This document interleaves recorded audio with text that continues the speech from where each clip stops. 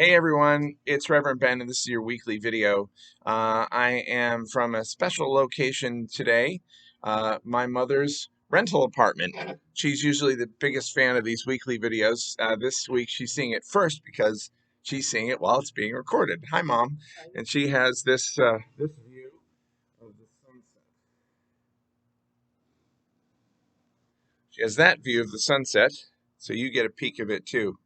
Now, this Friday is Veterans Day, so I want to start off with the chalice lighting from Veterans for Peace. And I also want to thank uh, Lisa, our sexton.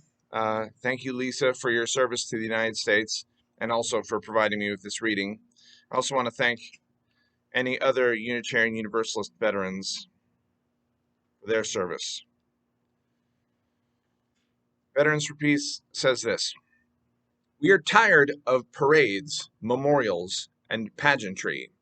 Take back your thank you for your service and 50% off sales. We want people to live without threats of U.S. bullets and bombs. We remember the enormous loss of civilian life that is forgotten in today's memorials and hidden from view in the U.S. consciousness. America has no space on its calendar to memorialize these victims. We grieve the loss of friends and the death of veterans unable to forget the tragedies and forgive themselves. We are angry that there is a holiday that glorifies nationalism and patriotism and ignores the trauma that U.S. militarism enacts all over the globe. We are filled with rage as we continue to watch the empty political platitudes from the two largest political parties praising soldiers and veterans as they continue to send them off to wars that line the pockets of the rich. We are frustrated that mainstream media and popular culture glorifies U.S. militarism. We are exhausted from nightmares of our participation and the images of ongoing trauma from a system of violence we once propped up. We live with the wounds of our moral injuries. Scroll down.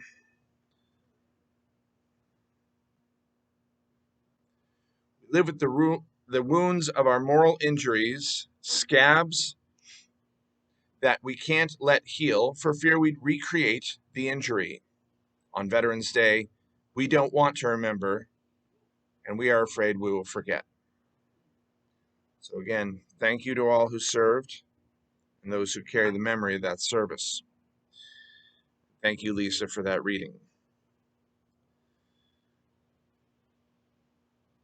Our office will be open on Friday, Veterans Day, but next week, in 2 weeks, Thanksgiving week, the office will be closed on Thursday and Friday. So that's Thanksgiving and the day after. Now, for Thanksgiving Day, many of us still do wish to gather at UU St. Pete. We're still looking for someone to coordinate that. So please let me know. And it can be as simple as collating the responses off of a Google form. If you're willing to do that, just to make sure no one brings 10 mashed potatoes, please write to me. Now, this Thursday, there's an opportunity to participate in a Friendsgiving. We can join with Allendale United Methodist Church and several other congregations to have a Friendsgiving at Allendale. I'm really excited for this. I'm not sure I can attend myself, but it looks like a wonderful event. Then on Saturday, from 10 a.m. to noon, our very own Todd Wellman will be hosting a map of UU St. Pete. So this will take place from 10 to noon. You can sign up for it. And he's going to be basically giving a tour that doesn't just tour the building, it lets you know what we do at UU St. Pete. Then on Sunday, it's Blessing of the Animals, Susan Bernor's favorite day of the year. Please bring your well-behaved animal to be blessed by me and by the children and by everyone leading worship. That same afternoon, Fred Small, Reverend Frederick Emerson Small, my cousin, will be leading a workshop from 3 to 5 at Conway South, and please sign up for that. That is sponsored by our green team. And then in the evening will be our Cabaret Night. Now, this Cabaret Night is sold out, and unfortunately, for those who wanted to volunteer, Susan reports not needing any more volunteers.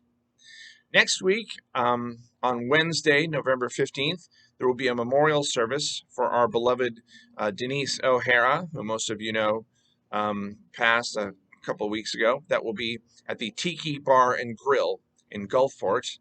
And then Sunday after next is our congregational vote. Fred Small will be giving the worship service. The topic is the peace of trees.